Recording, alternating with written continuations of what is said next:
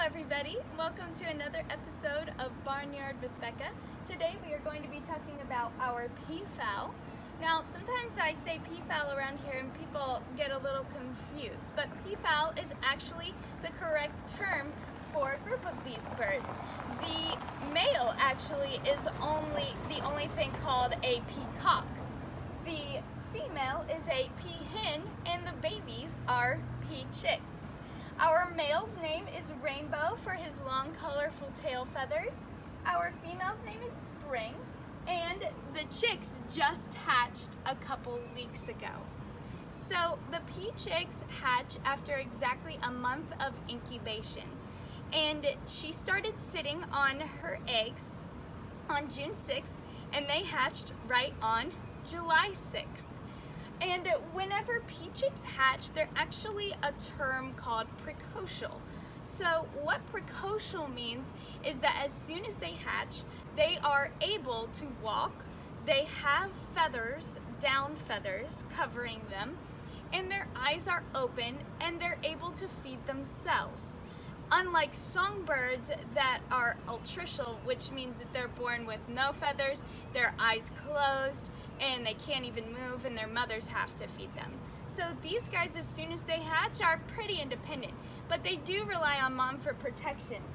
As you can see, they don't stray very far from her, and they copy everything she does. It's quite adorable. If mom starts to groom herself, the chicks will start to preen themselves. If mom scratches at the ground and starts pecking, foraging for insects, then they'll do the same. And if mom moves, the chicks move. They would do this in the wild as well because they can't fly yet. So although they're very independent, they could not escape predators in the wild, so their mom protects them. A lot of people ask me, well, does Rainbow have any involvement with the young? Actually, he does. He is very protective and proud of them. Many instances we see him spread his tail feathers.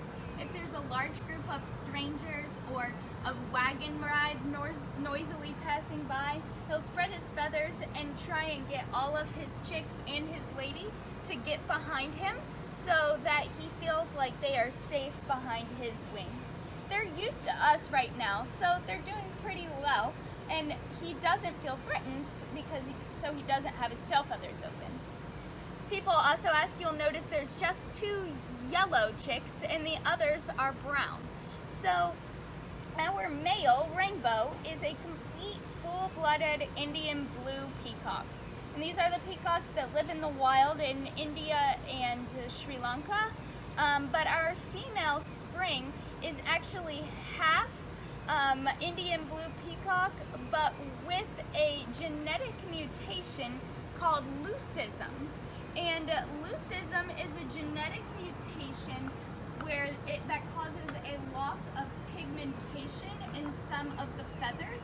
So you can see that Spring is white on her stomach and around her face, where Rainbow is completely blue. Now you can see Rainbow has started to spread his feathers in protection of his young.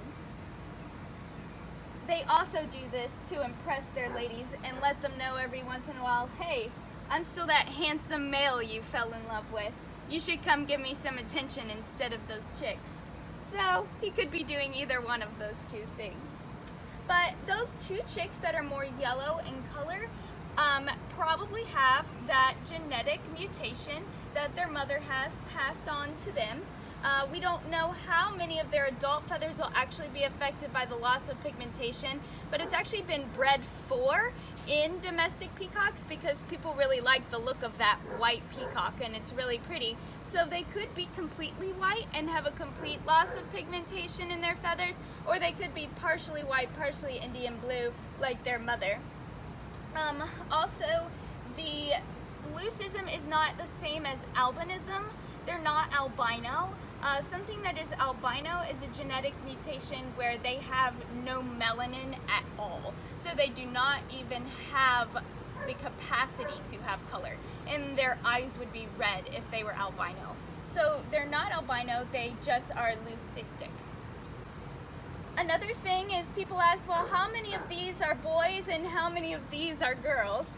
So we won't know, and we won't know for quite a while, actually. So they are really hard to tell because peachicks will only get their adult feathers after 2 months of age, but when they get their adult feathers, they will look just like their mother, whether they're male or female or not. Males typically don't begin to get male coloration until 6 months of age to start to be able to tell. But in just 2 more weeks, they will start to get their little crests, which will be super cute to be able to see the little crests on the top of their heads.